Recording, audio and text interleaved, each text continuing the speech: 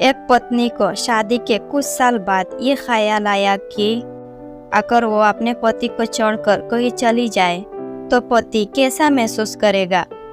पत्नी ने अपने इस विचारों को जानने परखने के लिए एक सादे कागज पर लिखा, अब मैं तुम्हारे साथ और नहीं रह सकती, मैं उब गई हूँ तुम्हारे साथ से, मैं घर छोड़ के जा रही हूँ हमेशा के लिए। उस कागज को उसने टेबल पर रखा और जब पति के आने का समय हुआ तो उसकी प्रतिक्रिया देखने के लिए वो पलंग के नीचे छुप गई। पति आया और उसने टेबल पर रखे उस कागज पढ़ा। कुछ देर की चुप्पी के बाद पति ने उस कागज पर कुछ लिखा। फिर वो खुशी में जोर जोर से सीटी बजाने लगा, गीत गाने लगा, उछल उछल कर नाचने लगा और फिर अपने कपड़े बदलने लगा।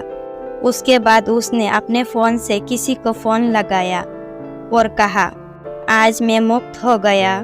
शायद मेरी मूर्ख पत्नी को समझ आ गया कि वो मेरे लायक ही नहीं थी, इसीलिए आज वो घर से हमेशा के लिए चली गई। अब मैं आज़ाद हूँ। तुमसे मिलने के लिए मैं आ रहा हूँ कपड़े बदल कर तुम्हारे पास। तुम तैयार होकर मेरे घर के सामने वाले पार्क में अभी आ जाओ। पति बाहर निकल गया।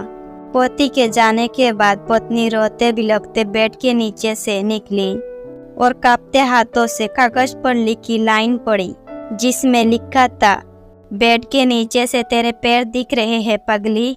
पार्क के पास वाली दुकान से ब्रेड लेकर तुरंत आ रहा हो, तब तक चाय बना लेना। मेरी जिंदगी में खुशियाँ तेरे बहाने से है, आधी तुझे सताने से है, आधी तुझे मनाने से है। Love you so much.